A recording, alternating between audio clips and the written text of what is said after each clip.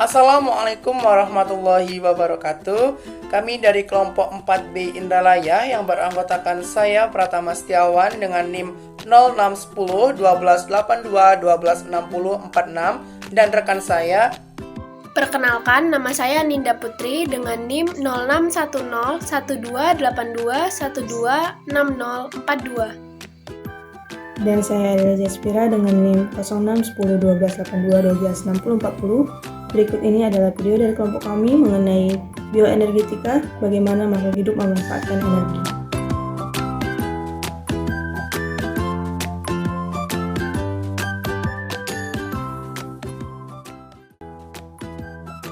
Materi singkat. Bioenergetika adalah studi kuantitatif transduksi energi yang terjadi pada sel hidup dan sifat serta fungsi proses kimia yang mendasari transduksi ini. Transformasi energi biologis, patuhi hukum termodinamika tentang interkonversi berbagai bentuk energi yang mengarah pada pengerumusan dua hukum dasar termodinamika. Hukum pertama adalah prinsip kekekalan energi. Untuk setiap perubahan fisik atau kimia, jumlah total energi di alam semesta tetap konstan. Energi dapat berubah bentuk atau dapat dipindahkan dari satu bentuk ke bentuk lain, tetapi tidak dapat diciptakan ataupun dimusnahkan. Hukum kedua termodinamika mengatakan bahwa alam semesta selalu cenderung ke arah peningkatan, ketidakteraturan.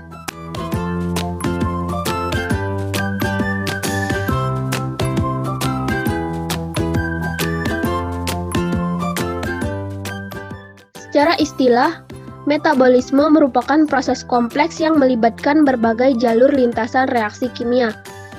Dalam proses metabolisme dan dalam semua transformasi energi, ada kehilangan energi yang berguna, yaitu energi bebas, dan peningkatan jumlah energi yang tidak dapat digunakan, yaitu panas dan entropi.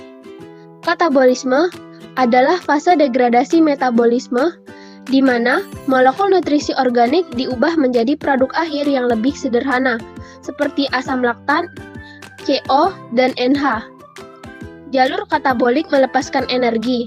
Beberapa di antaranya disimpan dalam pembentukan ATP dan pembawaan elektron terreduksi, yaitu NADH, NADPH, dan FADH.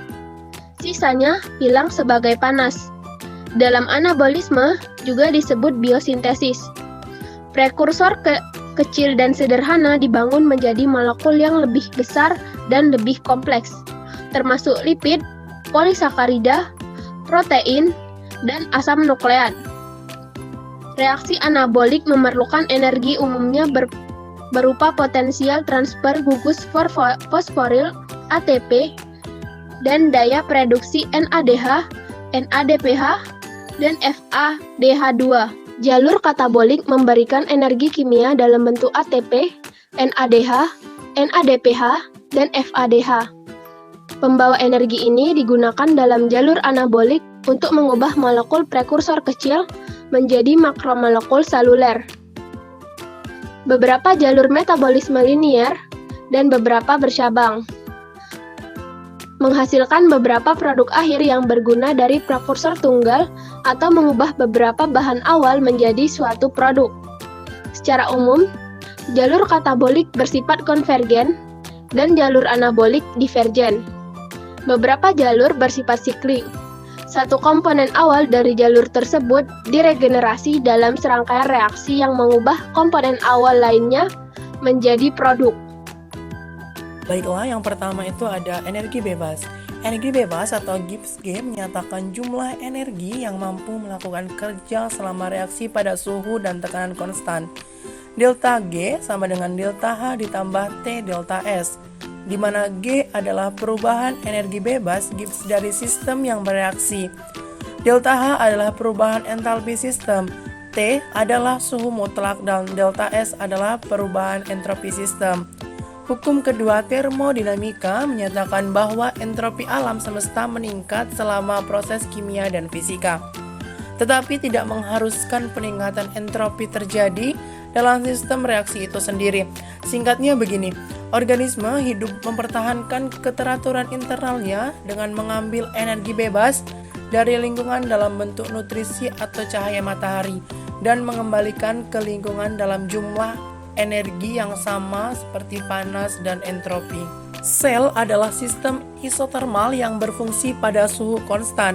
Energi yang dapat dan harus digunakan sel adalah energi bebas, yang dijelaskan oleh fungsi energi bebas Gibbs.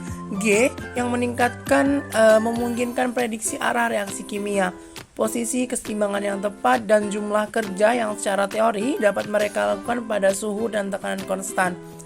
Sel heterotrofik memperoleh energi bebas dari molekul nutrisi, dan sel fotosintesis memperolehnya dari radiasi matahari yang diserap. Kedua jenis sel yang mengubah energi bebas ini dapat menjadi ATP dan senyawa kaya energi lainnya yang mampu menyediakan energi untuk kerja biologi pada suhu konstan. Jika delta G lebih kecil daripada 0, maka reaksi berlangsung secara spontan. Nilai delta G sendiri berhubungan langsung dengan konstanta keseimbangan. Delta G sama dengan min RT ln KEQ. Energi bebas sebenarnya tergantung pada konsentrasi reaktan dan produk. Dan yang terakhir, energi bebas bersifat adiktif sehingga reaksi yang menguntungkan delta G1 lebih kecil dari 0 mendorong reaksi yang tidak menguntungkan ketika delta G2 lebih besar daripada 0.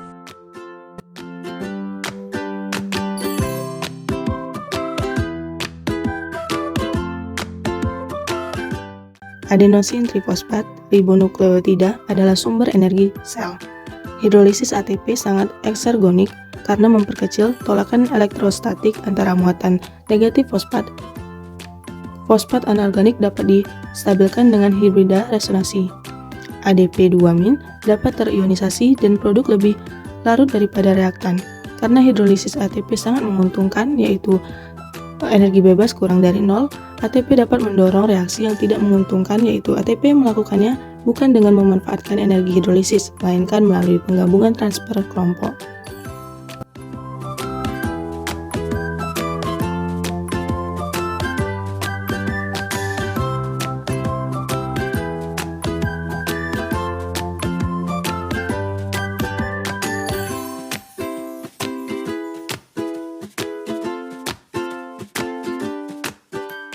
Adapun kesimpulannya yaitu 1.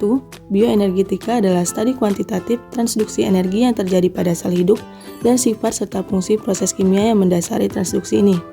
2. Transformasi energi biologis patuhi hukum termodinamika tentang interkonversi berbagai bentuk energi mengarah pada perumusan dua hukum dasar termodinamika yaitu hukum 1 dan 2 termodinamika. 3. Dalam proses metabolisme dan dalam semua transformasi energi ada kehilangan energi yang berguna disebut energi bebas dan peningkatan jumlah energi yang tidak dapat digunakan atau panas dan entropi. Yang keempat, energi yang dapat dan harus digunakan sel adalah energi bebas.